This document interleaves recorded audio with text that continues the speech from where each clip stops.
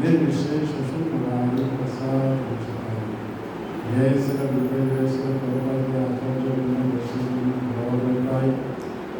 राधे गोविंद सीताराम लक्ष्मण। श्रीमद् भागवतम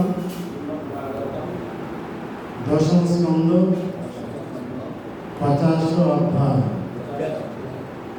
श्रीकृष्ण द्वारकापुरी प्रतिष्ठा करे। ये अध्याय आज आम पाठ करवा।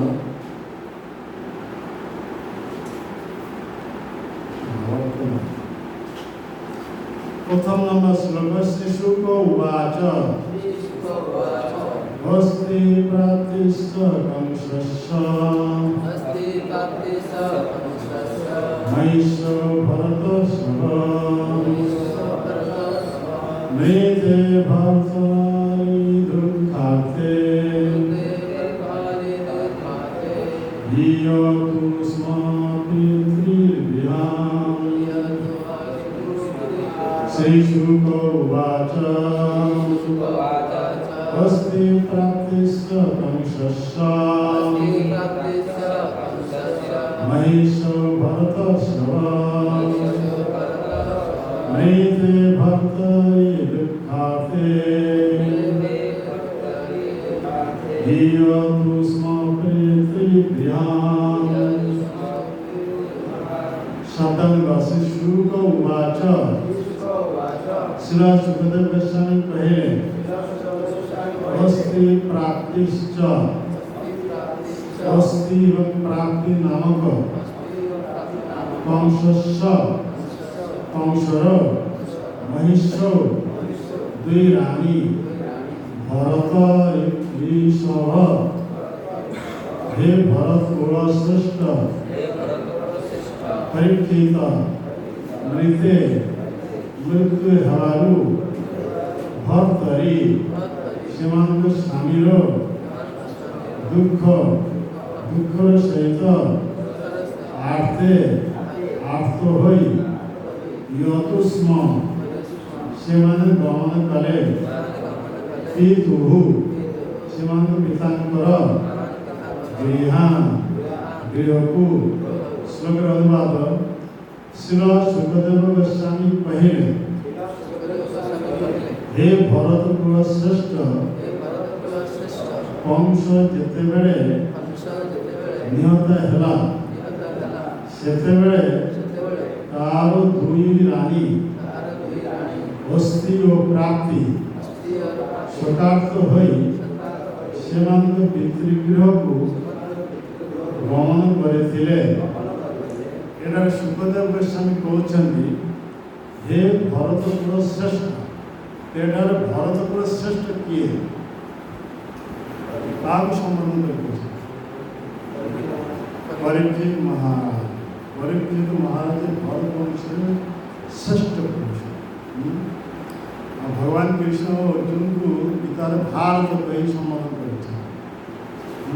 भरत वंश किंतु से भरत वंश भारत पर संबोधन कर भगवान कृष्ण केवल अर्जुन कहने हे भरत कुलश्रेष्ठ एक कथा कहना एठारे कहते क्या ना परीक्षित महाराज भरत कुल श्रेष्ठ। ये भरत किए क्यों वंश भरत केते प्रकार केते जन भरत अच्छे हाँ हाँ एठारे आमे जानिछे तीन जन भरत ऋषभदेव पुत्र भरत और शकुंतला पुत्र भरत भगवान रामचंद्र भाई भरत तीन जन भरत आमे नाम जानिछे। एठारे क्यों भरत वंशर कथा कह हाँ शकुंतला पुत्र भरत जानवा कौन शकुंतला पुत्र भरत। ये शकुंतला कहार शकुंतला पुत्र भरत तंकर पिता नाम हाँ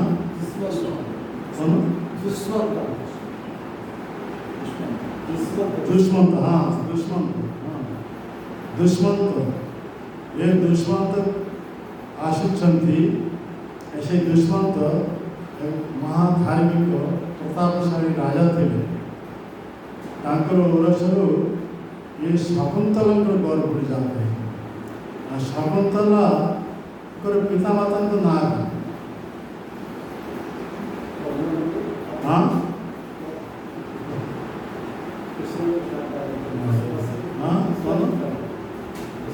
ଏ ଶକୁନ୍ତଳାଙ୍କର ପିତା ହେଉଛନ୍ତି ଏ ବିଶ୍ୱାମିତ୍ର ମୁନି। ତାଙ୍କର ଔରସରୁ ମେନକାଙ୍କର ଗର୍ଭରେ ଜାତ ହେଇଥିଲା। ବିଭିନ୍ନ ଅବସ୍ଥାରେ ଆପଣମାନଙ୍କୁ ये विश्वामित्र मुनि को ଔରସରୁ ये मेनका ଯିଏ କି ସ୍ୱର୍ଗର ଅପ୍ସର ଅତି ସୁନ୍ଦର ଅପ୍ସରା ଇନ୍ଦ୍ରଙ୍କ ଦ୍ୱାରା ପ୍ରେରିତ ହୋଇ ଆସିଥିଲେ ତାଙ୍କ ତପସ୍ୟାସ୍ଥଳୀ।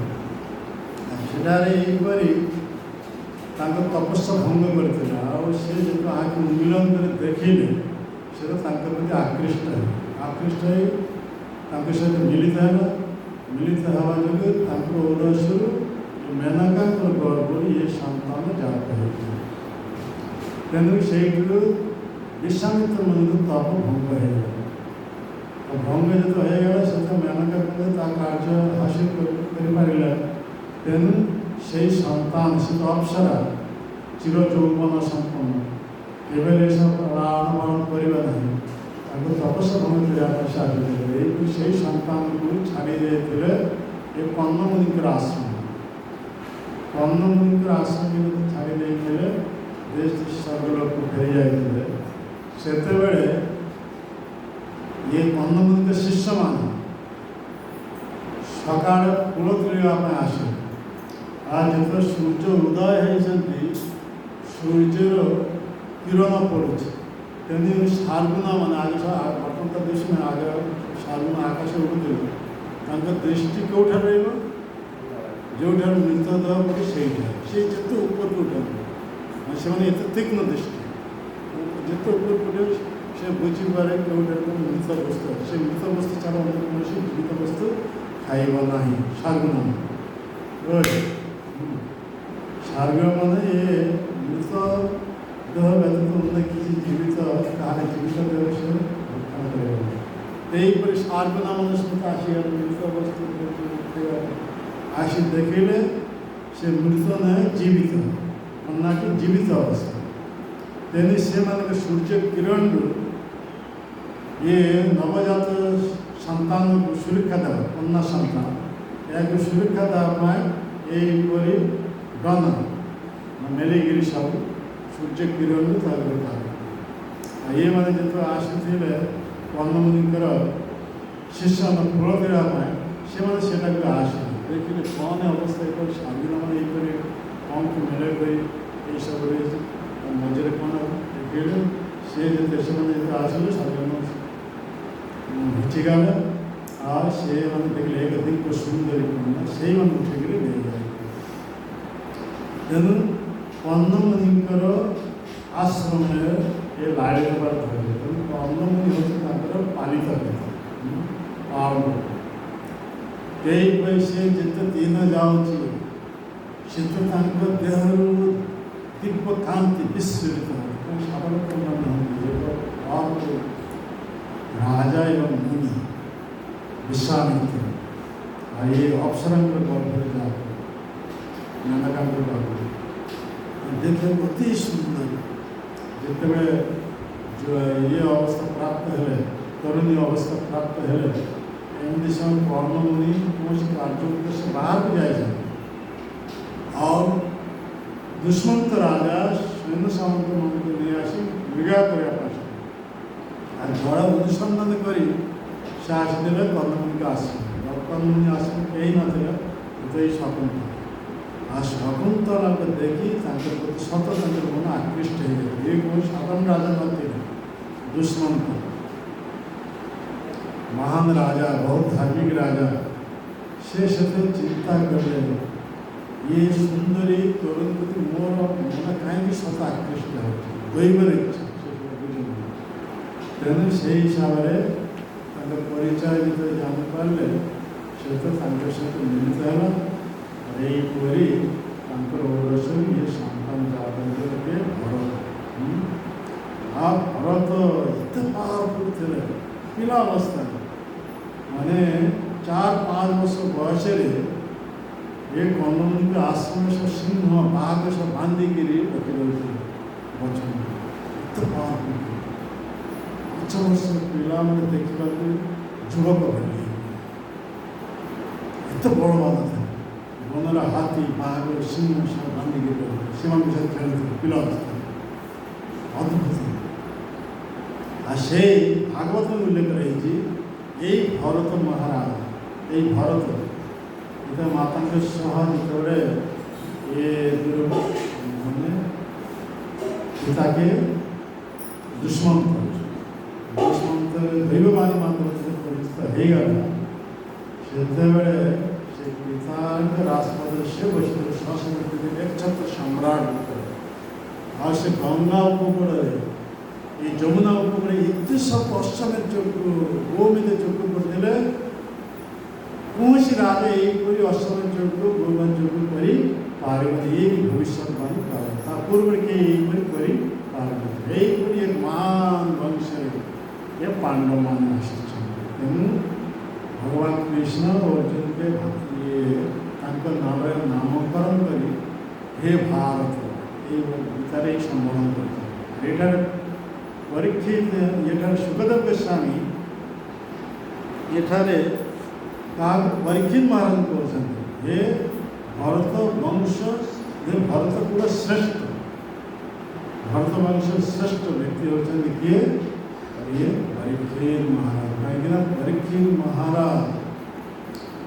जे कि मातृगर्भ अश्वस्थानकर ब्रह्मास्त्र हाथ भगवान स्वयं रक्षा कर ना है कौन हाँ विष्णुराज विष्णु नाम विष्णु मान मातृगर्भ भगवान को दर्शन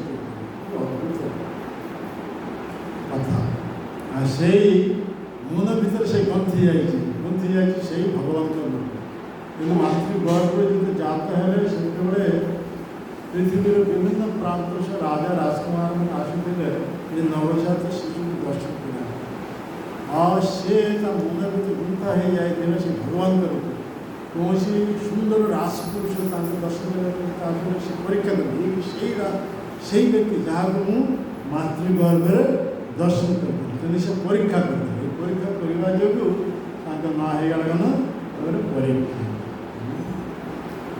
परीक्षित भगवान का द्वारा सुरक्षित मातृगर्भ भगवान को दर्शन करते से परीक्षित माध्यम भगवान लीला कथा सुखदेव गोस्वामी करू ये जगत प्रचारित हो ये भागवतम तेणु भगवान का कथा श्रवण कर जीवन परम सिद्धि प्राप्त भगवान यही श्रेष्ठ व्यक्ति किए तेणु एठारे सुखदेव गोस्वामी ये कथा कहते हे भरत कौन श्रेष्ठ भरत वंश श्रेष्ठ पुरुष होते किए ये परीक्षित महाराज ये भगवान कृष्ण अर्जुन को लक्ष्य कर ये गीता बाणी जगत को प्रदान कर भगवान से अर्जुन नाती के हाँ के परीक्षित महाराज अर्जुन नाती परीक्षित केंद्र करी भगवान के लीला कथा सुखदेव गोस्वामी के माध्यम में ये जगत तो ये परीक्षित माध्यम परीक्षित कथा ये गोटे वंश ये अर्जुन और परीक्षित माध्यम भगवान ये जगत गीता भागवतम दे गीता हूँ भगवान मुख निश्चित उपदेश ये उपदेश व्यासदेव शुणाई क्यों मानक ना भक्ति देवी दुई पुत्र ज्ञान वैराग से माने जिते गुजरात को जाते से माता समस्त वृद्ध दशा प्राप्त कई से ग्रहण कले ना ନକରିବାକୁ ଦ୍ରବିଡ଼ ଦେଶର ଜନ୍ମ ଭକ୍ତିଦେବଙ୍କର ଜନ୍ମ ହେଉଛି କେଉଁଠାରେ ଦ୍ରବିଡ଼ ଦେଶ ଦ୍ରବିଡ଼ ଦେଶରେ ଜନ୍ମ ଆଉ କର୍ଣ୍ଣାଟକରେ ସେ ବଢ଼ିଛନ୍ତି କିଏ ଭକ୍ତିଦେବ ଆସିଥିଲେ କେଉଁଠାକୁ ନା ମହାରାଷ୍ଟ୍ର ମହାରାଷ୍ଟ୍ରରେ କେତେକ ଜଣ ଗ୍ରହଣ କରିଥିଲେ କିନ୍ତୁ ସମସ୍ତେ ନାହିଁ ସେଇଠୁ ଯେତେ ଗୁଜରାଟକୁ ଆସିଲେ କେହି ତାକୁ ଗ୍ରହଣ କଲା ତାଙ୍କ ପୁତ୍ର ଜ୍ଞାନ ବୈରାଗ୍ୟ ସହ ୟାକୁ ଗ୍ରହଣ କଲା ତେଣୁ ସମସ୍ତେ ବୃଦ୍ଧ ଦଶା ପ୍ରାପ୍ତ ହେଲେ ଭକ୍ତି ଦେବୀ ବୁଢ଼ୀ ହେଇଗଲେ ତାଙ୍କର ଦୁଇ ପୁତ୍ର ଜ୍ଞାନ ବୈରାଗ୍ୟ ବୃଦ୍ଧ ଦଶା ପ୍ରାପ୍ତ ହେଲେ ପୁଣି ସେମାନେ ଯେତେ ବୃନ୍ଦାବନକୁ ଆସିଲେ ବୃନ୍ଦାବନ ଭଗବାନଙ୍କ ଲୀଳା କ୍ଷେତ୍ର ଭକ୍ତି ଦେବୀ ପୁନଃ ଯୁବତୀ ଦଶା ପ୍ରାପ୍ତ ହେଲେ ପୁନଃ ଯୌବନ ଦଶା ପ୍ରାପ୍ତ କିନ୍ତୁ ଜ୍ଞାନ ବୈରାଗ୍ୟ କୌଣସି ବୃଦ୍ଧ ଦଶାରୁ ଯୁବକତ୍ୱ ପ୍ରାପ୍ତ ହେଇପାରିଲା ସୌଭାଗ୍ୟବଶତଃ ସେ ଦୁଇ ବୃଦ୍ଧ ପୁତ୍ରମାନଙ୍କ ପାଖରେ ଏକ ଯୁବତୀ କନ୍ୟା ହିସାବରେ ଭକ୍ତି ଦେବୀ ଯେତେ ଅବସ୍ଥାନ କରିଦେଲେ ନାରଦ ସେଟାକୁ ଆସିଲେ ସେ ଦେଖି ଚକିତ ହେଇଗଲେ ଯେ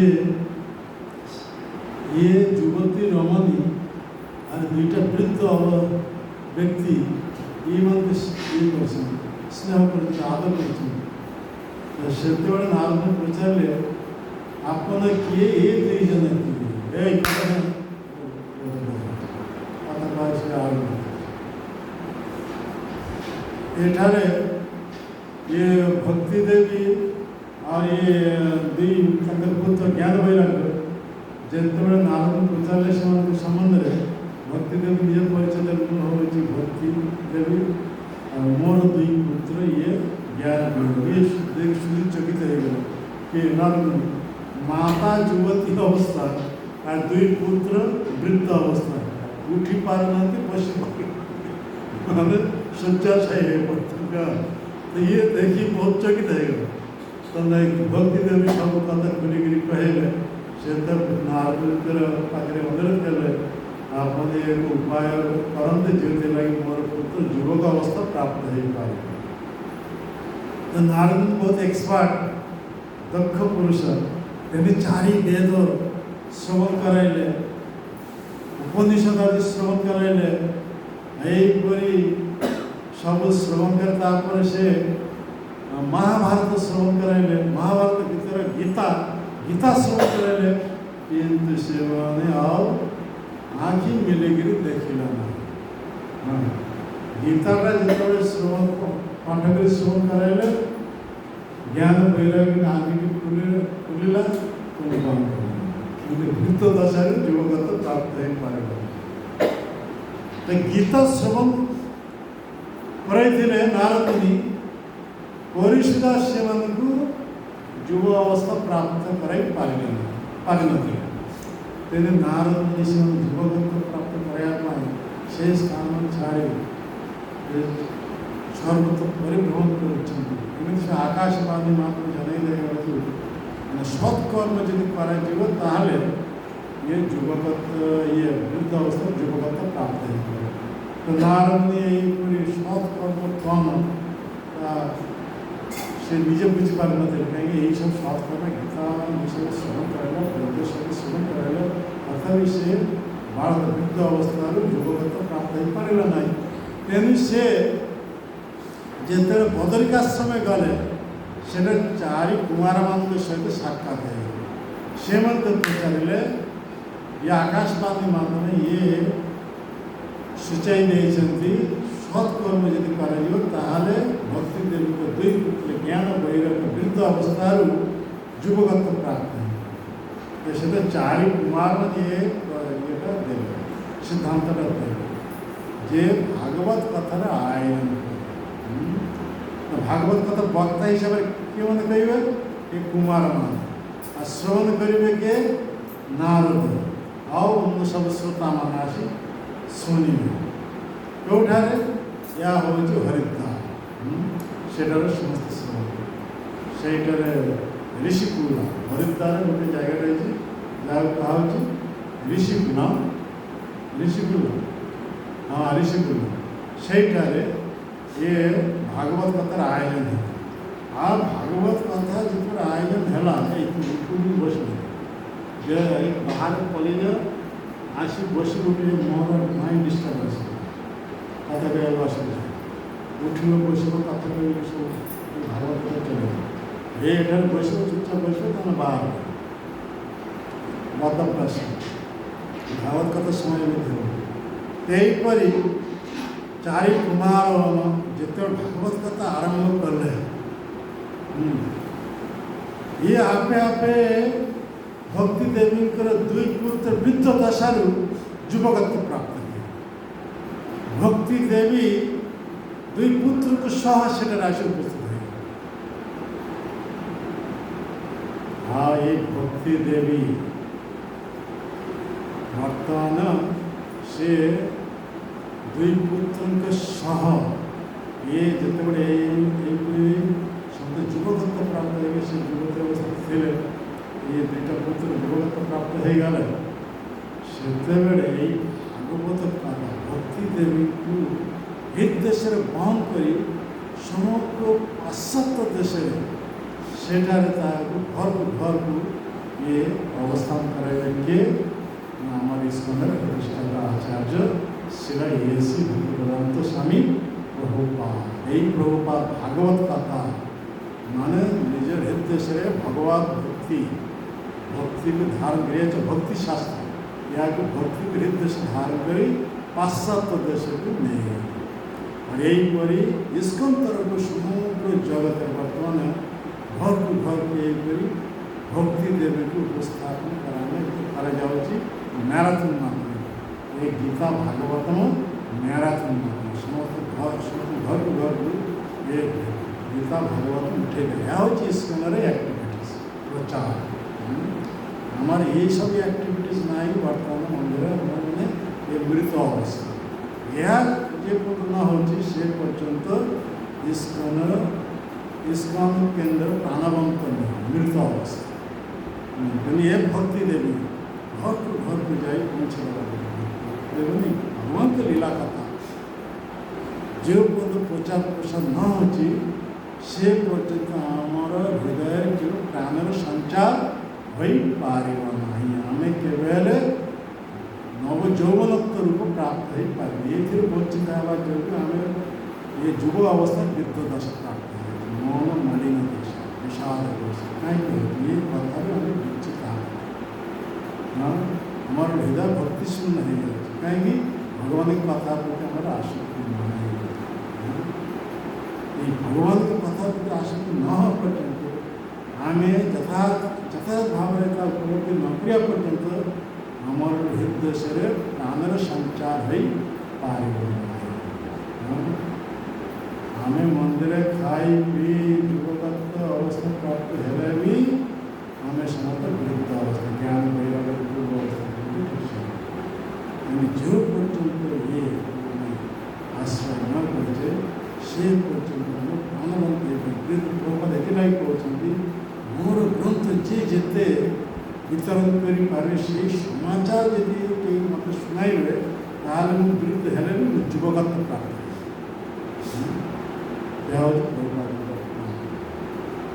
एठारे आम कथा कथा अलग बाट को चलीगले ये कथा हूँ कौन ये भरत वंशर ये श्रेष्ठ पुरुष ये निर्णय कर क्या ना परीक्षित महाराज कहीं यही राजस्वी ये पृथ्वी पृष्ठ आज पर्यंत कई है कहीं 7 दिन 7 रात से किसी खाई नथिले किसी पी नथिले टिके भी विश्राम नहीं नथिले निरंतर ये भागवत कथा अमृत पान कर काम करूँ सुखदेव तेणु से सर्वश्रेष्ठ राजस्वी मान मध्य श्रेष्ठ सर्वश्रेष्ठ एठार युधिष्ठिर महाराज राजस्वी कहुच्छे अम्बरीश महाराज राजस्वी कहुच्छे अन्य राजा मान राजस्वी कहुच्छे उत्तान पादादी सब राजस्वी किंतु राजस्वी मान मध्य सर्वश्रेष्ठ के ये परीक्षित महाराज यहीपरी भगवान के कथा प्रति आकृष्ट यहीपरी भगवान के कथा प्रति आकृष्ट हवा निजे खिया पा सब कथा से भूली गल 7 दिन 7 रात से किसी खाई न किसी पी न ଟିକେ ବି ବିଶ୍ରାମ ନେଇନଥିଲେ। ଏହିପରି ଭାଗବତ କଥା ଶ୍ରବଣ କୌଣସି ରାଜର୍ଷି କରିପାରିନାହାନ୍ତି। ରାଜର୍ଷି ହେଲେ ବି ଏହିପରି ସୁଯୋଗ କାହାରି ହେଇନଥିଲା। ତେଣୁ ଇଏ ଭରତ ବଂଶର ଶ୍ରେଷ୍ଠ ପୁରୁଷ ହେଉଛନ୍ତି କିଏ? ଇଏ ପରୀକ୍ଷିତ ମହାରାଜ। ଅର୍ଜୁନଙ୍କ ଠାରୁ ଶ୍ରେଷ୍ଠ ହେଇଗଲା। ଅର୍ଜୁନ ଏହିପରି ସୁଯୋଗ ମିଳିନଥିଲା। ଏହିପରି ନିରନ୍ତର ଭଗବାନଙ୍କ କଥା ଶ୍ରବଣ ନ ଖାଇକରି ନ ପିଇକରି ବିଶ୍ରାମ ନେଇ ପରୀକ୍ଷିତ ମହାରାଜଙ୍କ ଭାଗ୍ୟରେ ଏହିପରି। ତେଣୁ ରାଜର୍ଷିମାନଙ୍କ ମଧ୍ୟ ସର୍ବଶ୍ରେଷ୍ଠ ହେଉଛନ୍ତି କିଏ? ପରୀକ୍ଷିତ ମହାରାଜ। ଠିକ୍ ତା ବିପରୀତ ହେଉଛନ୍ତି ବ୍ରହ୍ମର୍ଷିମାନଙ୍କ ମଧ୍ୟ ଶ୍ରେଷ୍ଠ କିଏ? ଇଏ କିଏ? ସୁଖଦେବ ଗୋସ୍ୱାମୀ। ହଁ, ସେ ବି ସାଧନ କିଛି ଖାଉ ନଥିଲେ, କିଛି ପିଇ ନଥିଲେ, ବିଶ୍ରାମ ବି ନେଉନଥିଲେ। ନିରନ୍ତର ସେଇ ଭଗବାନଙ୍କ କଥାରେ ମଗ୍ନ ହୋଇ ଭଗବାନଙ୍କ କଥା ବ୍ୟାଖ୍ୟା। ତେଣୁ ଏଠାରେ ଦିନ ହେଇଗଲା ସର୍ବଶ୍ରେଷ୍ଠ ବ୍ରହ୍ମର୍ଷି ହେଉଛନ୍ତି କିଏ? ଇଏ ସୁଖଦେବ ଗୋସ୍ୱାମୀ। ସର୍ବଶ୍ରେଷ୍ଠ ରାଜର୍ଷି ହେଉଛନ୍ତି କିଏ? ପରୀକ୍ଷିତ ମହାରାଜ। ଏଠାରେ ଏ ଶ୍ଲୋକର ଭାବାର୍ଥ ଦିଆନାହାନ୍ତି। ଏଠାରେ ଆମେ ଶ୍ଲୋକର ଏଇ କଥା ଆଲୋଚନା ଗୋଟେ ପଏଣ୍ଟ ଯେ ଶ୍ରୀଲ ସୁଖଦେବ ଗୋସ୍ୱାମୀ କହିଲେ, ହେ ଭରତ କୁଳ ଶ୍ରେଷ୍ଠ, କଂସ ଯେତେବେଳେ ନିହତ ହେଲା, ତାହେଲେ କଂସ ଯାହାଙ୍କର ଦେହରେ କେତେ ହାତୀର ବଳ ଥିଲା? 10,000 ହସ୍ତୀର ବଳ। କଂସକୁ ଦେଖି ଦେବତାମାନେ ଡରି ଯାଉଥିଲେ। ଯେମିତି ଇଏ କୃଷ୍ଣଙ୍କର, କୃଷ୍ଣ ଯେତେବେଳେ ଗୋକୁଳରେ ଥିଲେ ପିଲା ଅବସ୍ଥାରେ, ତାଙ୍କ ନିର୍ଦ୍ଦେଶରେ ନନ୍ଦ ମହାରାଜ ଇନ୍ଦ୍ର ପୂଜା ବନ୍ଦ କରିଦେଲେ। ଇନ୍ଦ୍ର ପୂଜା ଯେତେ ବନ୍ଦ କରିଦେଲେ, ଆଉ କୃଷ୍ଣଙ୍କର ବ୍ୟବସ୍ଥା ଅନୁସାରେ କହିଲେ କ'ଣ? ଗୋବର୍ଦ୍ଧନ ପୂଜା କରିବା। ते मर्त जगत प्रथम ये गोवर्धन पूजा स्वयं भगवान के द्वारा प्रचलित है। कौन सी ब्राह्मण वैष्णव मुनि ऋषि यही ये गोवर्धन पूजा प्रवर्तन करना। मर्त जगत प्रथम ये गोवर्धन पूजा प्रवर्तन किए गले भगवान कृष्ण। यहीपरि इंद्र को पूजा छाड़ी ये एक चपल बालक निर्देश नंद महाराज एक गोवर्धन पूजा करिया इंद्र अत्यंत क्रोधित हो। तेणु ब्रजवासी मान ब्रजवासी मान पालित पशु मान समस्त को नाश करने मुसल धारा से बारी वर्षन करते। ये बारी वर्षन क्योंठार केवल करते ये वृंदावन गोकुल महावन। किंतु से बारी वर्षन इंद्र केवे मथुरा करना क्यों कि कंसंकर भय। कंस किपर प्रताप थे प्रभावशाली थे। कंसंकर भयर कंसर भयर इंद्र से पाखे मथुरा सेठार केवे बारी वर्षन कर। ये केवल वृंदावन समस्त को पशु मान पालित पशु मान सह ये ब्रजवासी को नाश कर। ये हूँ कंस। से कंस अन्य कहीं ने जे कि समुद्र मंथन समय भगवान विष्णु के हाथ मृत्युवरण करते से किए कालदेव। हाँ, कालदेव तपस्या प्रभाव वर्तमान से द्रुमिल यक्ष राक्षस उरसर ये उग्रसेनकर पत्नी के पद्मा पद्मा के गर्भ जाता है ये कंस। कंस यही प्रतापशाली से कंस के प्रताप संबंध कहुच्छी जे कंस जिते गोटे जगह अवस्थान करते एमती समय जरासंध जहाँ करते ठीक से 10,000 हस्तीर बल कहार ये जरासंध।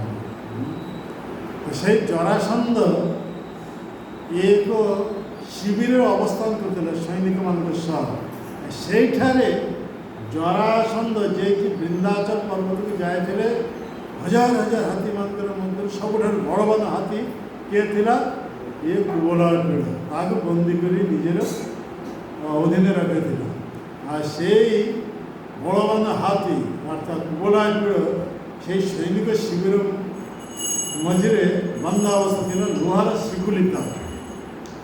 एमती समय कौन है ये एत प्रतापशाली थिला ये जे कुबलाय पीड़ ସେ ଲୁହାର ଶିଗୁଳି ଛିନ୍ନ କରି ସେଇଠିରୁ ସେ ମାନେ ଚାଲିଗଲେ, ପଳେଇଗଲା, ଯାଇକରି ଯେଉଁଠାରେ କଂସ ଅବସ୍ଥାନ କରି ସେଠାରେ ଆସି ଉପସ୍ଥିତ ହେଲା। ଆଉ କଂସକୁ ଯେତେବେଳେ ଆକ୍ରମଣ କରିବାକୁ ଯାଉଥିଲା ସେତେବେଳେ କଂସ ନିଜର ବିକ୍ରମ ପ୍ରଭାବ କ'ଣ କରେ, ସେଇ ହାତୀ ଶୁଣ୍ଡ ଧରି ତାକି ଏମିତି ଜୋଶ ଇଏ ଭୂପୃଷ୍ଠ ଉପରେ ଫୋପାଡ଼ି ଦେଲେ, ତଥାପି ତାର କିଛି ହେଲା ନାହିଁ। ପୁଣି ସେ କୁବଲାକୁ ଉଠି ପୁଣି ଯେତେବେଳେ ଆକ୍ରମଣ କରିବାକୁ ଯାଉଥିଲା ସେତେବେଳେ କଂସ ତାକୁ ଧରି ନେଇ ଏମିତି ବୁଲେଇକରି ଫିଙ୍ଗି ଦେଲେ ଆକାଶ ମାର୍ଗରେ 80 ମାଇଲ ଦୂର ସେ କଂସର ସୈନିକ ଶିବିର ମଝିରେ ଯାଇ ପଡ଼ିବ। ଇଏ ହାତୀ କୁବଲା ଶୋଇଗଲେ ଭାବ ଦେଖୁଛି। ସେହିପରି 80 କିଲୋମିଟର ଦୂର, 80 କିଲୋମିଟର 80 ମାଇଲ, 80 ମାଇଲ କହିଲେ କେତେ କିଲୋମିଟର? 120 କିଲୋମିଟର। 120 କିଲୋମିଟର ଦୂର ଯାଇ সেই সৈনিক শিবিরে পড়ে। ইয়ে জরাসন্ধ দেখি চকিত হয়ে গেল, কিଏ এই কাম করবে। অনুসন্ধান করে বুঝিপারে, জানিপারে এ কংস এই কাম করে। তো কংসের প্রতি অত্যন্ত প্রসন্ন হয়ে গেল, কাହିଁକି ନା ତା ଦେହରେ ସେଇପରି 10,000 ହସ୍ତିର ଆଉ ଇଏ କଂସର ଦେହ ଏହିପରି ହସ୍ତିର ବଳ ଥିବା ଯୋଗୁଁ ସେଇପରି କାମ କରିପାରିଥିଲା। କୁବଲାଙ୍କୁ 120 କିଲୋମିଟର ଦୂରକୁ ଫିଙ୍ଗି ଦେଲେ। ତେଣୁ କଂସ ଅତ୍ୟନ୍ତ ଜରାସନ୍ଧ ଅତ୍ୟନ୍ତ ପ୍ରସନ୍ନ ହୋଇଗଲା। କାହା ପ୍ରତି? କଂସର ପ୍ରତି। କଂସର ପ୍ରତି ପ୍ରସନ୍ନ ହୋଇ ସେଟା ତାଙ୍କର 2 କନ୍ୟା, କେଉଁ 2 କନ୍ୟାର ନାଁ କଣ? ବସ୍ତି ଆଉ ପ୍ରାପ୍ତି। এই 2 କନ୍ୟାକୁ କଂସ ସହିତ ବିବାହ ସୂତ୍ରରେ ଆବଦ୍ଧ କରିବେ, ସମ୍ବନ୍ଧ ସ୍ଥାପନ କରିବେ। ଏର 10,000 ହସ୍ତି ବଳ, ତାର 10,000 ହସ୍ତି ବଳ, କୁବଳୟ ଦେହରେ ସେଇପରି 1,000 ହସ୍ତି ବଳ, ଏ ସମନ୍ୱୟ ହେଲା। ତେଣୁ କଂସ 2 କନ୍ୟାକୁ ଅତି ସ୍ନେହ ସହକାରେ ଏହିପରି କଂସଙ୍କ ସହିତ ସମ୍ବନ୍ଧ ସ୍ଥାପନ କଲେ, ସହିତ ବିବାହ ଦେଲେ। ଯୌତୁକ ସ୍ୱରୂପ କ'ଣ କଲେ? ଏ କୁବଳୟ କ୍ରୀଡ଼କୁ ପ୍ରଦାନ କଲେ। କିନ୍ତୁ କୁବଳୟ କ୍ରୀଡ଼ ଜରାସନ୍ଧ ଠାରୁ ହେଇଗଲା, ତାପରେ କଂସର ହେଇଗଲା। କଥା ବୁଝିବ? ସେହିପରି ସେଇ କଂସର ଉତ୍ପାତ ଏତେ ବଢ଼ି ଯାଇଥିଲା, ଏ କଂସ ଦେବକୀଙ୍କର ନବଜାତ ଶିଶୁକୁ ଏହିପରି ପଥର ମାରି ଦେଉଥିଲେ। ସେହିପରି ସପ୍ତମ ଗର୍ଭରେ ଆସିଥିଲା କିଏ? ଭଗବାନ ବଳରାମ ତାକୁ ସ୍ଥାନାନ୍ତରିତ କରି ରୋହିଣୀ ଯାଇ ଦେବକୀ ଗର୍ଭରୁ ରୋହିଣୀ ମାତାଙ୍କୁ ଗର୍ଭ ସ୍ଥାନାନ୍ତରିତ କଲେ, ଗୋକୁଳରେ ତାଙ୍କୁ ଜନ୍ମ ହେଲା। ଆଉ ଅଷ୍ଟମ ଗର୍ଭରେ ଆସିଲେ ସ୍ୱୟଂ ଭଗବାନ କୃଷ୍ଣଚନ୍ଦ୍ର ଦେବକୀଙ୍କ ଗର୍ଭରୁ, ମାନେ 10 ମାସ ପୂର୍ଣ୍ଣ ହେବା ପୂର୍ବରୁ 7 ମାସ 8 ଦିନ ଇଏ ଗର୍ଭରେ ଯାତ୍ରା ହେଲା। ଦେବକୀଙ୍କ ଗର୍ଭରେ କେତେ ମାସ? ମାନେ 7 ମାସ 8 ଦିନରେ ଦେବକୀଙ୍କ ଗର୍ଭରେ ଯାତ୍ରା ହେଲା। ଭଗବାନ କୃଷ୍ଣ এই কৃষ্ণ ଯେତେବେଳେ ପିତାମାତାଙ୍କ କଂସରୁ ଭୟ ମୁକ୍ତ କରିବା ପାଇଁ ପିତାଙ୍କୁ ନିର୍ଦ୍ଦେଶ ଦେଲେ, ତାଙ୍କୁ ସେଇଠିରେ ନେଇ ଗୋକୁଳକୁ ରଖିଦେବା ପାଇଁ। ତ ବସୁଦେବ ଗୋକୁଳକୁ ରଖିଦେଇ ଆସିଲେ। ପରିଣାମରେ ଯେତେ କଂସର ମାନେ ଏ ବିଷୟ ଜାଣିପାରିଲେ ଯେ ଏହିପରି ତାର ଶତ୍ରୁ କୃଷ୍ଣ ଏ ଗୋକୁଳ ମହାବନରେ ଅବସ୍ଥାନ କରିଛି। ତେଣୁ ସେଇ କୃଷ୍ଣ ବଳରାମ ଏ 2 ଜଣଙ୍କୁ ସଂହାର କରିବା ପାଇଁ ଏ କଂସ ଗୋଟେ ପରେ ଗୋଟେ ଅସୁରକୁ ପ୍ରେରଣ କରିଥିଲା। ଯିଏ ଗୋକୁଳ ମହାବନକୁ ଯାଇଥିଲା ସିଏ ଆଉ କେବେ ହେଲେ ମଥୁରାକୁ ଫେରି ଆସିନାହାନ୍ତି। କୃଷ୍ଣଙ୍କର ହାତ ମୃତ୍ୟୁବରଣ କରି ସମସ୍ତେ ମୁକ୍ତି ଲାଭ କରିছে। ସେହିପରି ଶେଷରେ ସେଇ କୃଷ୍ଣ କଂସ ନିଜର ଶତ୍ରୁକୁ ଆମନ୍ତ୍ରଣ କରି ନେଇ ଆସେ। କାହା ମାଧ୍ୟମରେ? ଅକ୍ରୁରଙ୍କ ମାଧ୍ୟମରେ। କଂସ ଅକ୍ରୁରକୁ ପଠାଇକିରି ନେଇ ଆସିଲେ କୃଷ୍ଣ ବଳରାମଙ୍କୁ ଧନୁଯଜ୍ଞରେ ଅଂଶଗ୍ରହଣ କରିବା ପାଇଁ ନେଇ ଆସିଲେ। ସେଇଠାରେ କୃଷ୍ଣ ଆସି ଏ କଂସକୁ ବଧ କଲେ। କଂସକୁ ଯେତେ ବଧ କଲେ ସେତେବେଳେ କଂସର 2 ପତ୍ନୀ କ'ଣ ହେଲା? ବିଧବା ହେଇଗଲେ। ପତିଙ୍କର ବିରହରେ ଏ ଦୁଇ ପତ୍ନୀ ଅସ୍ଥି ଆଉ ପ୍ରାପ୍ତି ସେ ତ ପିତ୍ରାଳୟକୁ ଚାଲିଗଲେ। ପିତ୍ରାଳୟ କେଉଁଠି?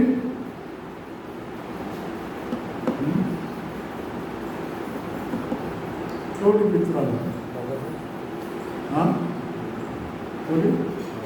ମଗଧ। ହଁ ସେ ଡରି ମଗଧ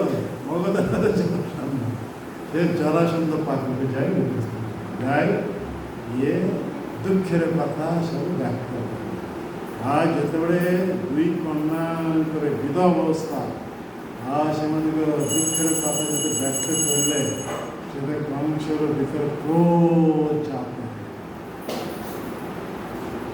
কেউ আঁকি মাধ্যমে আমার ভিতরে ক্রোধ জাত হয়ে যায়, কেউ মানে ইন্দ্রিয় মাধ্যমে আমার ক্রোধ জাত হয়ে যায়।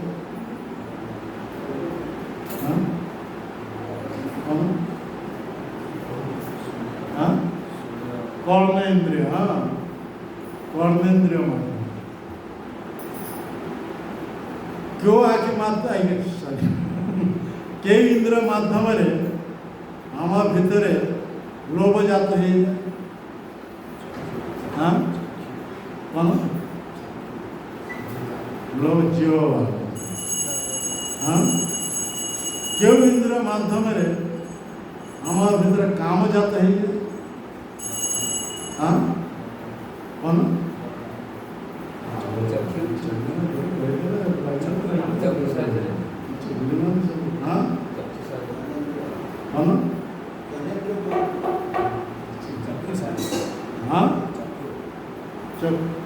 মানে আমার ইয়ে কাম চক্ষু সাহায্য হ্যাঁ বিষয় আমি যে দেখুছি সেই দেখি তো আপনি ধ্যানে যেতে আখি মাধ্যমে আখি মাধ্যমে কাম জাত হয়ে যাচ্ছে। আমি যদি আখি বন্ধ ছিল এটারে যদি সুন্দর স্ত্রী ছিল তা আমি কি তাকে দেখ করছি যে দেখুছি যেমন দুর্বা বিশ্বামিত্র মন্দির আগে বন্ধ করেছিল সুন্দরভাবে তপস্যারত ছিল। আর মেনকা আসি কি ইন্দ্রকে তার পেতে হয় সে আসি সে তপস্যারে ঘোর তপস্যারত তার সামনে মেনকা হাতের চুড়ি আর চরণের পাদের নুপুর সেটা নাচিবাকে আরম্ভ করলো। রুন্দু ঝুন্দু ইয়ে নুপুরের সহিত চুড়ির শব্দ কান বাটা দেখলে আঁকি যেতে করলাম যেটা দেখিল সুন্দর এসে তার ভিতরে কাম আঁকি বাটা কাম আমি সেটা দেখুছে যেটা আমার ভিতরে কাম ক্রোধ জাত হচ্ছে শ্রবণ মাধ্যমে কাম ক্রোধ লোভ জিহ্বা মাধ্যমে মোহ জাত হচ্ছে কেউ ইন্দ্র মাধ্যমে এইপরি আমার বুদ্ধি সেটা ভ্রষ্ট হয়ে যাচ্ছে। এইপরি সব রয়েছে কথা। এটারে দুই বিধবা কন্যা আসি যেতে কম সে জরাসন্ধকে এ কথা কয়ে না, জরাসন্ধ যেতে এ কথা কান্না বাটুতে শুনি না সেটা তার ভিতরে কোন প্রকট হয়ে গেল ক্রোধ জাত হয়ে গেল। সে সেতবে প্ল্যান করেছি কেন যে ଏ ଯାଦବ କୁଳକୁ ପୃଥିବୀ ପୃଷ୍ଠରୁ କ'ଣ କରିଦେବି ନିର୍ମୂଳ ମୁକ୍ତ କରିଦେବି ମାନେ ନିଶ୍ଚିହ୍ନ କରିଦେବି। ପୃଥିବୀ ପୃଷ୍ଠରୁ ନିଶ୍ଚିହ୍ନ ଏଇ କ୍ରୋଧ ଜାତ ତା ଭିତରେ ଜରାସନ୍ଧ ଏ ଶ୍ଲୋକରେ କୁହାଯାଉଛି କ'ଣ ସେତେବେଳେ ତାର ଦୁଇ ରାଣୀ ଅର୍ଥାତ୍ ସେ କଂସର ଦୁଇ ରାଣୀ ଅସ୍ଥି ଓ ପ୍ରାପ୍ତି ଯିଏକି ଜରାସନ୍ଧଙ୍କ ଦୁଇ କନ୍ୟା শোকার্ত হয়ে সেমানকে পিতৃগৃহକୁ গমন କରିଥିଲେ। ପିତୃଗୃହକୁ ଆସିଲେ ଏ ଶ୍ଲୋକ ଏଇ କଥା କୁହାଗଲା। ବର୍ତ୍ତମାନ ଆମେ ଦ୍ୱିତୀୟ ନମ୍ବର ଶ୍ଲୋକ ନେବା। କେତେ ସମୟ ଅଛି? 10 ମିନିଟ୍। ଏଠାରେ ଦ୍ୱିତୀୟ ନମ୍ବର ଶ୍ଲୋକରେ କୁହାଯାଇଛି ପିତ୍ରେ ମଗଧ ରାଜାୟ ଜରାସନ୍ଧାୟ ଦୁଃଖିତେ ଦେବାୟଂ ଚକ୍ରକୁ ସର୍ବମାତ୍ମ ବୈଧବ୍ୟ କାରଣম। অর্থাৎ শোকগ্রস্ত দুই রানী ସେମାନଙ୍କ ପିତା ମଗଧ ରାଜା ଜରାସନ୍ଧ ନିକଟକୁ ଯାଇ ସେମାନେ କିପରି ଭାବରେ ବିଧବା ହୋଇଥିଲେ ସେ ସମ୍ବନ୍ଧରେ ସମସ୍ତ କଥା ବର୍ଣ୍ଣନା କଲେ। କାହା ପାଖକୁ ଯାଇ କଥା ବର୍ଣ୍ଣନା କଲେ? ଜରାସନ୍ଧ। ବର୍ତ୍ତମାନ ଆମେ ଜରାସନ୍ଧଙ୍କର କଥା କହିବା। ଜରାସନ୍ଧଙ୍କର ପିତାଙ୍କ ନାଁ କ'ଣ? ବୃହଦ୍ରଥ। ବୃହଦ୍ରଥ ଥିଲେ ମଗଧର ରାଜା। ସେ ବୃହଦ୍ରଥଙ୍କ ବିବାହ ହେଇଥିଲା କାଶୀ ରାଜାଙ୍କ ଦୁଇ କନ୍ୟା, ଏ ଯମଜ ଜାଆଁଳ କନ୍ୟା, ଦୁଇ କନ୍ୟାଙ୍କ ସହିତ ବିବାହ ହେଇଥିଲା। ବିବାହ ଯେତେ ହେଇଥିଲା ଏ ମଗଧ ରାଜା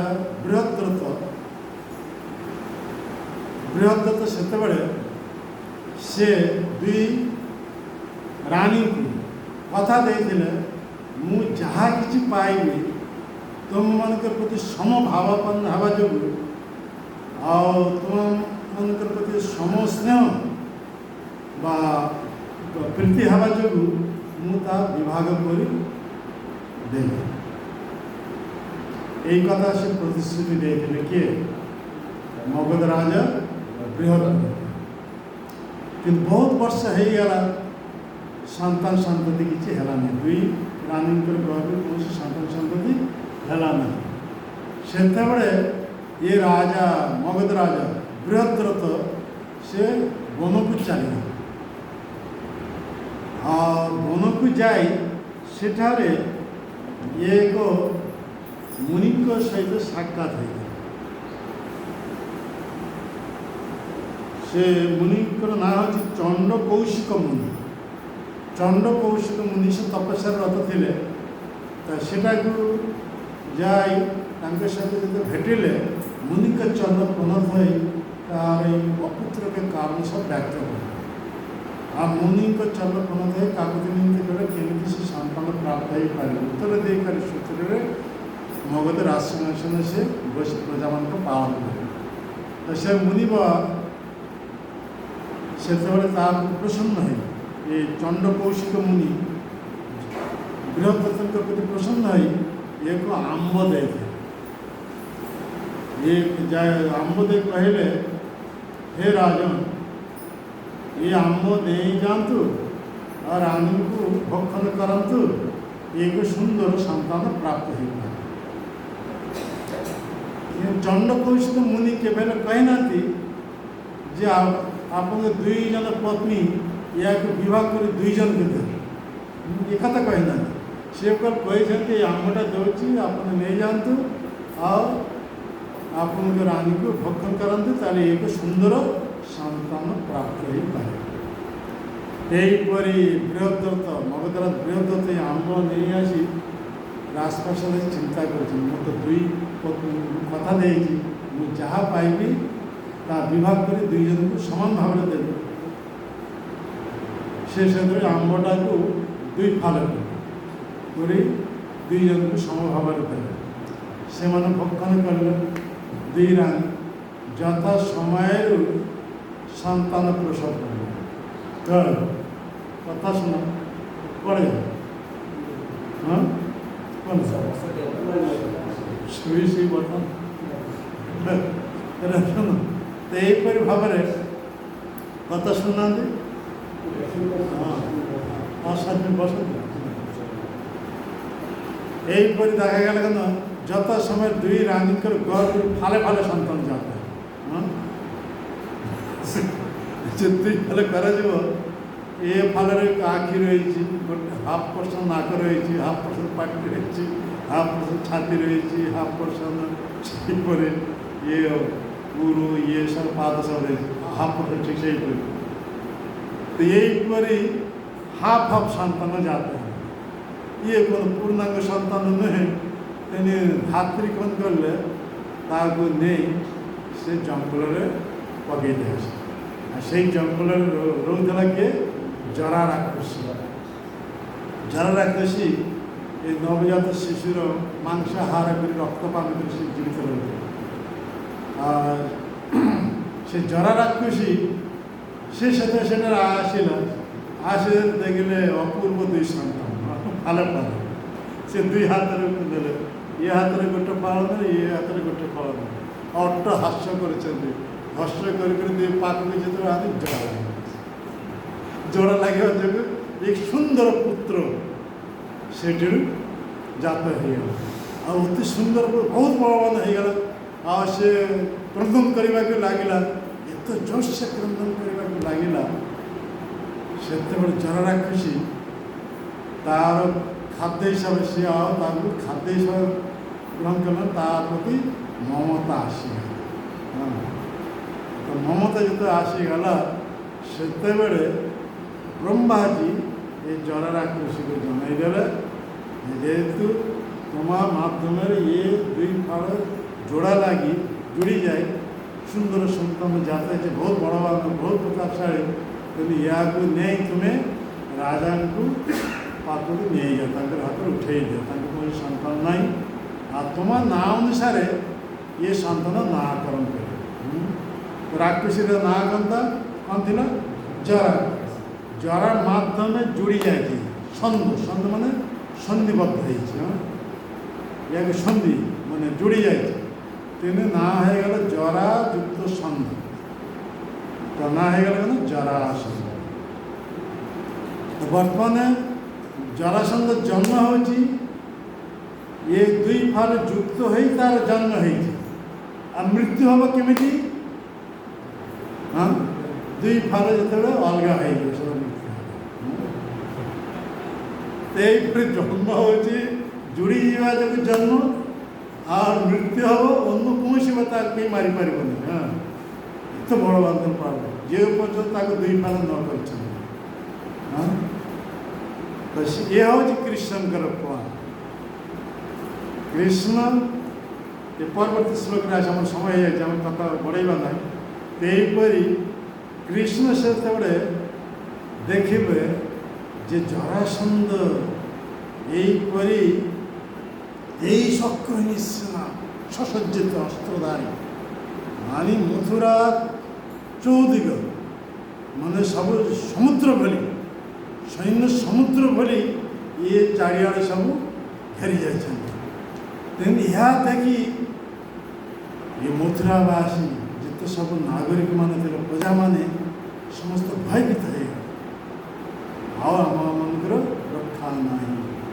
আর ভগবান কৃষ্ণ সেତେବେଳେ চিন্তা করে মনুষ্য লীলা করছেন, তো ସବୁ ଜାଣନ୍ତି ସର୍ବଜ୍ଞ, ଯେହେତୁ ଏକ ଅବତାର ରୂପେ ଆସିଛନ୍ତି, ମନୁଷ୍ୟ ଲୀଳା କରିଛନ୍ତି, ଭାର ଅପହରଣ କରିବେ, ତେଣୁ ମନୁଷ୍ୟ ପରି ସେ ଚିନ୍ତା କରିଛନ୍ତି ଯେ ଏ ସୈନିକମାନଙ୍କୁ ବଧ କରିବା ଆମର ଉଚିତ ହେବ ନା ଜରାସନ୍ଧକୁ ବଧ କରିବା ଉଚିତ ହେବ ନା ଏମାନଙ୍କ ସହ ସମସ୍ତଙ୍କୁ ବଧ କରିବାକୁ ଉଚିତ ହେବ ନା ପ୍ରଜାମାନଙ୍କୁ ସୁରକ୍ଷା ଦେବାକୁ ହେବ, ଏଇ କଥା ଚିନ୍ତା କରୁଛନ୍ତି। ଏଠାରେ ଏକଥା ଚିନ୍ତା କରିବା ଉଦ୍ଦେଶ୍ୟ ହେଉଛି, କୃଷ୍ଣଙ୍କର ମୁଖ୍ୟ ଉଦ୍ଦେଶ୍ୟ ହେଉଛି ପ୍ରଜାମାନଙ୍କୁ ପ୍ରଥମ ସୁରକ୍ଷା, ପରିତ୍ରାଣାୟ ସାଧନାୟ। ପରବର୍ତ୍ତୀ କାମ ହେଉଛି ବିନାଶାୟ ଚ ଦୁଷ୍କୃତମ୍। ପ୍ରଥମ ଭଗବାନ ଆସିଲେ ପ୍ରଥମ ପ୍ରଜାମାନଙ୍କୁ ସୁରକ୍ଷା ଦେବା, ଭକ୍ତମାନଙ୍କୁ ସୁରକ୍ଷା ଦେବା। ସେହିପରି ଭଗବାନ କୃଷ୍ଣ ଚିନ୍ତା କରେ। ଏ ଶ୍ଲୋକରେ ଆମେ ଅନୁବାଦ କ'ଣ ପଢ଼ୁ? ଏଠାରେ କୁହାଯାଉଛି ଯେ ଶୋକଗ୍ରସ୍ତା ଦୁଇ ରାଣୀ ସେମାନଙ୍କ ପିତା ମଗଧ ରାଜା ଜରାସନ୍ଧ ନିକଟକୁ ଯାଇ ସେମାନେ କିପରି ଭାବରେ ବିଧବା ହୋଇଗଲେ ସେମାନେ ସମସ୍ତ କଥା ବର୍ଣ୍ଣନା କଲେ। ଆମେ ଆଉ ପଢ଼ାଇବା ନାହିଁ, ଏଇ କଥା ଲାଗିବା। ସେଠାରେ ଦେଖାଯାଉଛି ଜରାସନ୍ଧ ଏହିପରି ମଥୁରାକୁ ଆକ୍ରମଣ କରିବା ପାଇଁ, କୃଷ୍ଣ ବଳରାମଙ୍କ ସହ ମଥୁରାବାସୀମାନଙ୍କୁ ବିନାଶ କରିବା ପାଇଁ ଚାରିଆଡ଼େ ଏହିପରି ସମୁଦ୍ର ପରି ସୈନ୍ୟ ସମୁଦ୍ର ପରି ଫେରି ଯାଇଛନ୍ତି। ସବୁ ବାଟ ବନ୍ଦ, କେହି ଆଉ ସେଇ ସମୁଦ୍ର ସୈନ୍ୟ ସମୁଦ୍ର ଲଙ୍ଘନ କରି ଛାଡ଼ି ପଳାଇ ପାରିବ ନାହିଁ। ଚାରିଆଡ଼େ ସବୁ ଅବରୁଦ୍ଧ, ଯେମିତି ଆମେ କହୁଛେ ମାନେ ଚାରିଆଡ଼େ ଚାରିଟା ଗେଟ୍ ମଥୁରା ଚାରିଆଡ଼େ। ହଁ, ଯେମିତି ପ୍ରଥମ ଗେଟ୍ଟା ହେଉଛି କ'ଣ କୁହାଗଲା ଯେ କାମଟା ଜାତ ହେଇଯାଉଛି ଆମର ଏ ନବ ଦ୍ୱାର ମଧ୍ୟରେ କେଉଁ ଦ୍ୱାର ମାଧ୍ୟମରେ କାମ ଜାତ ହେଇଯାଉଛି? ହଁ, 9ଟି ଦ୍ୱାର ଆମର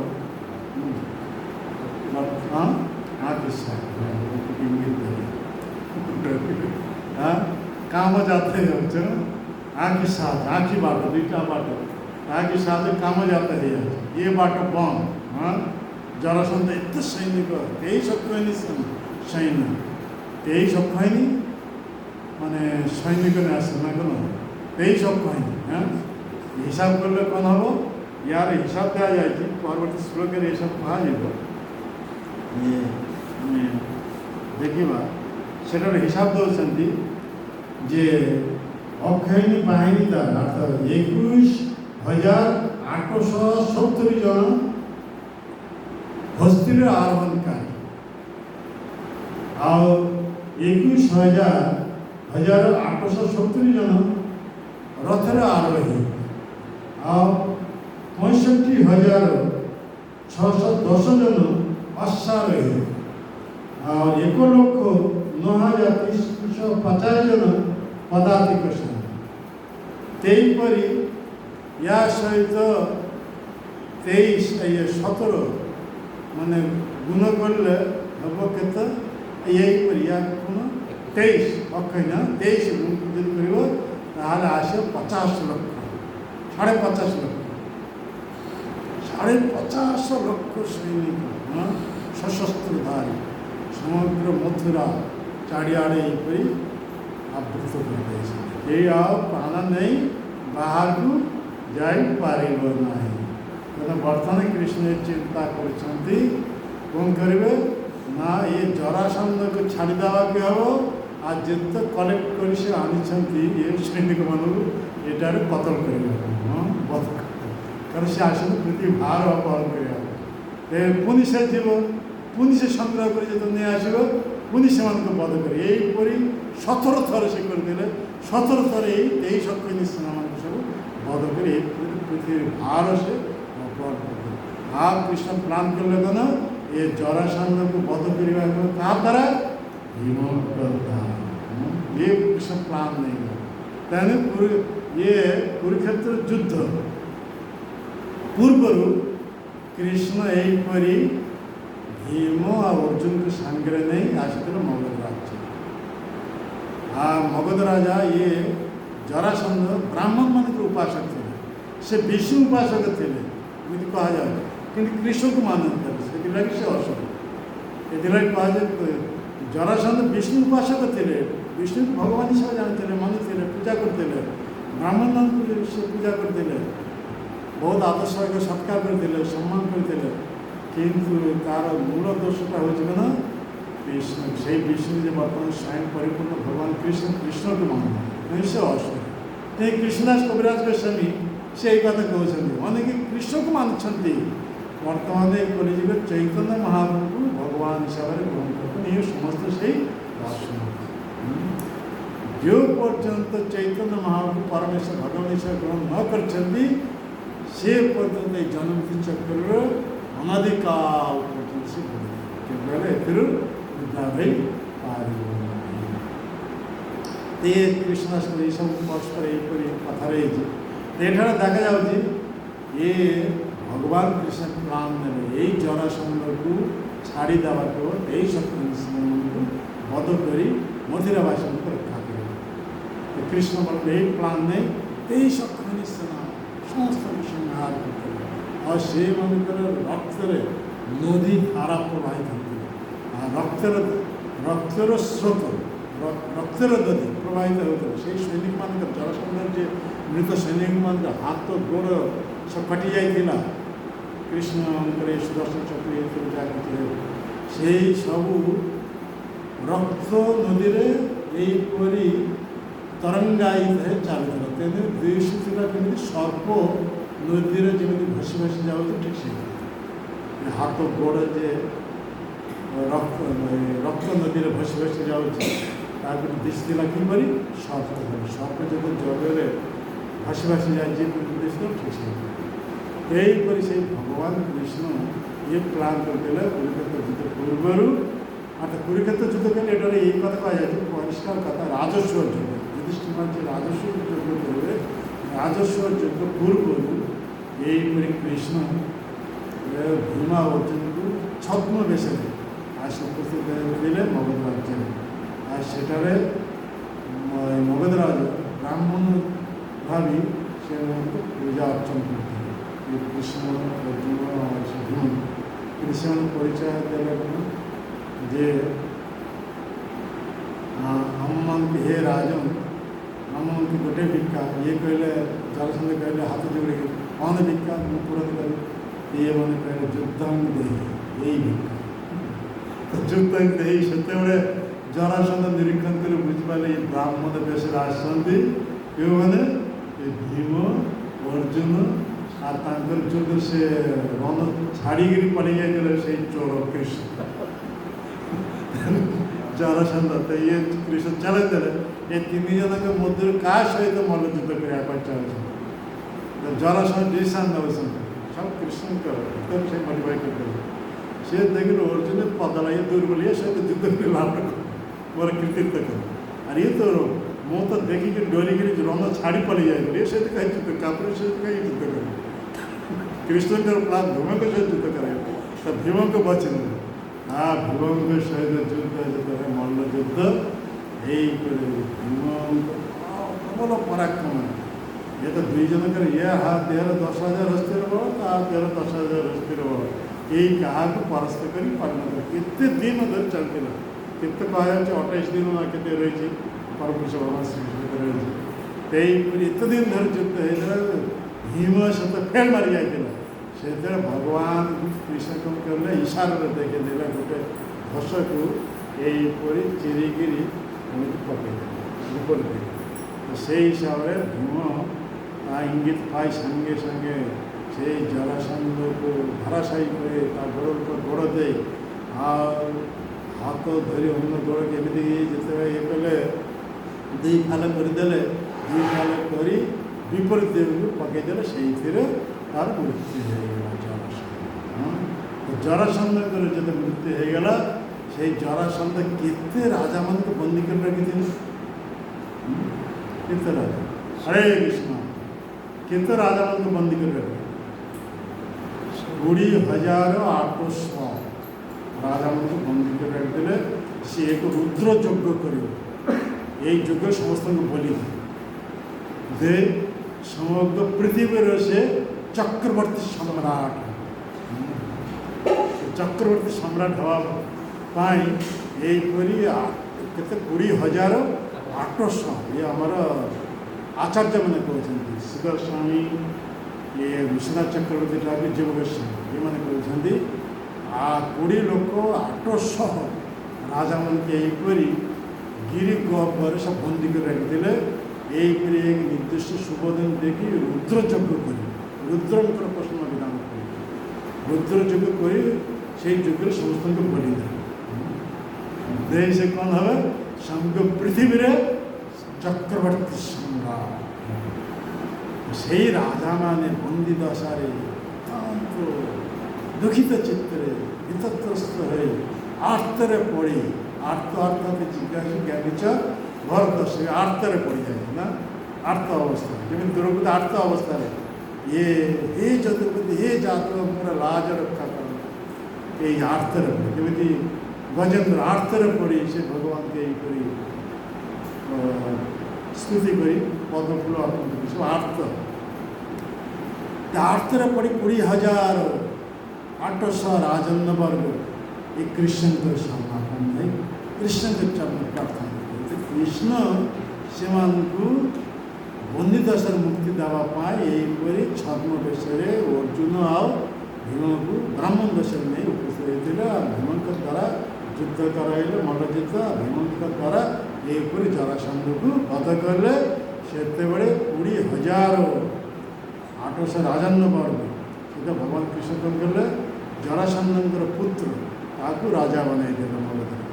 ତାକୁ ନିର୍ଦ୍ଦେଶ ଦେଲେ ଏ ରାଜାମାନଙ୍କୁ ବନ୍ଦୀ ଦଶାରୁ ମୁକ୍ତ କରାଇ ସେମାନେ ଯେମିତି ରାଜବେଶରେ ଥିଲେ ସେହିସବୁ ରାଜବେଶ ସବୁ ପିନ୍ଧେଇ ଦିଅନ୍ତୁ, ଏହିପରି ମୁଣ୍ଡରେ ସେହିପରି ରାଜ ମୁକୁଟ ପିନ୍ଧେଇ ଦିଅନ୍ତୁ, ରଥରେ ବସାଇକି ନିଜ ନିଜ ରାଜ୍ୟରେ ପ୍ରେରଣ କରନ୍ତୁ। ଜରାସନ୍ଧଙ୍କର ପୁତ୍ରଙ୍କ ନାଁ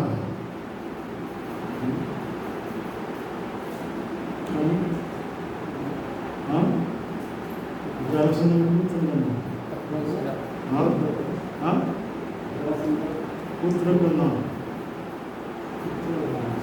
जय से पुत्र का सुदर्शन ना केमती हो ताको निर्दय देवे यही कृष्ण का निर्देश कृष्ण दर्शन पुत्र कृष्ण को उच्चारण यदि कृष्ण के निर्देश से यदि राजपद घोषित कराले भगवान कृष्ण दर्शन पुत्र मगध राज्य निर्देश देले पिता को तार बंदी अवस्था 20,800 राजनगर समस्त बंदी मुक्त करतु यहीपरी से राजवेश पिंधे दिंतु मुंडे राजमुकुट पिंधे दिंतु यहीपरी सुंदर सब रथर आरोहण कराए ससम्मान से राज्य प्रेरण कराए भगवान निर्देश से 20,800 राजनवर्ग समस्त ही भगवान के चरण आत्मसमर्पण तेणु युधिष्ठिर महाराज राजस्व जोग करदे कहार सहित यहीपरी कौन राजा सहित संघर्ष नहीं समस्त समर्पित हो जाते कृष्ण के कृपा युधिष्ठिर महाराज पृथ्वीर एकछत्र सम्राट राजचक्रवर्ती आमर भितर से जरासंध जरासंध को बध करने कृष्ण भीमंकर परी शक्तिर आवश्यक भीमंकर परी शक्ति आम कि प्राप्त हो पार ये बर्तमान पुरुषोत्तम मास चली ये पुरुषोत्तम मास जदि आम से भगवान का नाम 16 माला प्रभुपाद निर्देश अनुसार ठीक भाव में जदि जप करवा आम भीमंकर परी शक्ति प्राप्त हो से शक्ति प्राप्त हवा जो ये जरासंध रूपी षड़रिपु जरासंध रूपी षड़रिपु कौन काम क्रोध लोभ मोह मद मात्सर्य या दुई फाले विभाग कर दुई फाल कौन मु आ मोर हाँ ये दुई फाल मु मोर या माया कह माया के संबंध तो आम यहीपरी माया के संबंध हवा जो आमर जन्म होपरी आमर माया के जन्म आमर जन्म हो पुणी ये संबंध जब विच्छेद कर आमर मृत्यु हाँ मु मोर संबंध जो माया सहित जो संबंध ये संबंध जब विच्छेद कर आमर मृत्यु हो किंतु भगवान का नाम सह ये भगवान के सहित जब आम जोड़ी जा ये जोड़ जमराज भी छिन्न करी पारिबा नहीं ये विभाग करी पारिबा नहीं आम कृष्ण के सहित नित्य युक्त हो जाई पारिबा तेणु माया सहित ये विच्छिन्न हो कृष्ण के सहित आम यदि युक्त हो जावा सी जो जोड़ी जा ताकू कई विच्छेद करी पारिबा नहीं आम सब नित्य कृष्ण दास ये पुरुषोत्तम मास आज आरंभ हो आज यहीपरी भाव आम जदि ये 16 माला नाम जदि ठीक भाव एकाग्र भाव जदि आम उच्चारण करवा शुद्ध नाम करवा यहीपरी शुद्ध नाम प्रभाव आम भीमंकर भली शक्ति प्राप्त हो नामर प्रभाव आ भीमंक भली शक्ति प्राप्त जरासंध रूपी षड़रिपु कबल आम से मुक्त हो पार अन्य कौन से काम ये पुरुषोत्तम मास ये भगवान निज नाम अनुसार या नामकरण कर देखु बचर केतोटी मास रही 12टी मास 12टी मास मध्य 3टी हूँ मुख्य 3टी बैशाख मास ये माघ मास कार्तिक मास ये 3टी मास हूँ श्रेष्ठ तो 3टी मास मध्य पुणी उत्तम हूँ कार्तिक मास कार्तिक मास को कह दामोदर मास यह हूँ राधारानी अति प्रिय कहीं भगवान कृष्ण यही मास दाम बंधन लीला प्रदर्शन करते माता जशोदा द्वारा तेणु भक्त मान पाखे अति प्रिय किंतु ताठारू माने कोटि गुण अधिक श्रेष्ठ हूँ पुरुषोत्तम मास ये 2 वर्ष यहाँ हूँ 32 मास 16 दिन पर यहीपरी एक एक्सट्रा मास आसे जोटा कि 2टा ज्येष्ठ प्रथम ज्येष्ठ सरी जाए ये बर्तमान द्वितीय ज्येष्ठ आरंभ हो ये चंद्रवर्ष कौन सौर चंद्र सौरवर्ष चंद्रवर्ष এই দুইটা ভিতরে বর্ষের তফাত ହେଉଛି 11 ଦିନ। ମାନେ ୟାକୁ ବ୍ୟାଲେନ୍ସ ଆଣିବା ପାଇଁ 3 ବର୍ଷ ଥରେ ଏଇପରି ଗୋଟେ ଏକ୍ସଟ୍ରା ମାସ ଚନ୍ଦ୍ର ମାସ ୟାକୁ କୁହାଯାଉଛି କ'ଣ ମଳ ମାସ। ଏଇ ମାସରେ କୌଣସି ଶୁଭ କାର୍ଯ୍ୟ ହୁଏ ନାହିଁ। ये पितृ श्राद्ध आदि ये सब जाके विवाह ये सब भिक्षा भिक्षा जाके ये सब है नहीं। देवता माने या परित्याग कल अनाथ हो गल के ये मास सब मासर नाथ अच्छे मास माने आश्रय अच्छे किंतु ये मास को कई आश्रय देला नहीं। आश्रय न देवा जो अनाथ हो गए बहुत दुखित हो गए देवता बहिष्कार करते मल हिसाब से मल कहले कौन दिखाई अशुचि मास आम जो मल निष्कासन कर अशुचि कौचे ना कौन तेपरी मल मास मतलब अशुचि मास ये कौन शुभ कर्म हुए ना तेने समस्त परित्यक्त है बहुत दुखित हो गला यही मास मान तिरस्कृत होती से सहित कौन संपर्क नहीं। अत्यंत दुखित चित्त से नारायण पाखक जाए निवेदन कल नारायण पाख नहीं गले गोरख वृंदावन कृष्ण पाखक ये निज दुखर कथा व्याख्यात करें से भगवान कृष्ण आश्वस्त कहले चिंता नहीं मो नाम अनुसार तुमको नामकरण करागला मल मास होगला कौन पुरुषोत्तम मास। आई पुरुषोत्तम मास हूँ अन्न मास जमी कहुच्छी 3टी वर्ष 3टी वर्ष 12 मास 3टा श्रेष्ठ एक हूँ वैशाख मास माघ मास कार्तिक मास ये 3टा मध्य पुणी कार्तिक मास हूँ उत्तम। कार्तिक मास यही सब व्रत ये सब आचरण कर जो फल आम प्राप्त हो पार अन्य मास 100 के अधिक फल प्राप्त हो पार किंतु पुरुषोत्तम मास जी आम व्रत आचरण करवा भगवान के नाम आदि ये सब ताहले आम कोटि गुण अधिक फल प्राप्त ये भगवान निज मुखे यही कथा कहे तेने 3 वर्ष थे गोटे सुযোগ आसे पुरुषोत्तम मास यही आम जब निष्ठा सहकारे भगवान के कथा श्रवण भगवान के नाम जप कीर्तन यही भगवान सेवा यदि आम करवा या द्वारा आम परम गति प्राप्त हो पार। पुरुषोत्तम मास आम से सुवर्ण सुजोग प्रस्तुत करें आम यही मसरे जदि यहीपरि धर्म कर्म श्रम द्वारा यदि भगवान के सहित आम युक्त हो पार यहीपरि आम जरासंध रूपी षड़ रिपुर कबल मुक्त हो चिरतर पाई आम भगवान के नित्य दास रूपे भगवत धाम शिवानंद मग्न हो पारे। जय ग्रंथराज श्रीमद भगवतम की जय श्री प्रभुपाद की जय श्री गुरुदेव की जय श्री गुरुदेव की।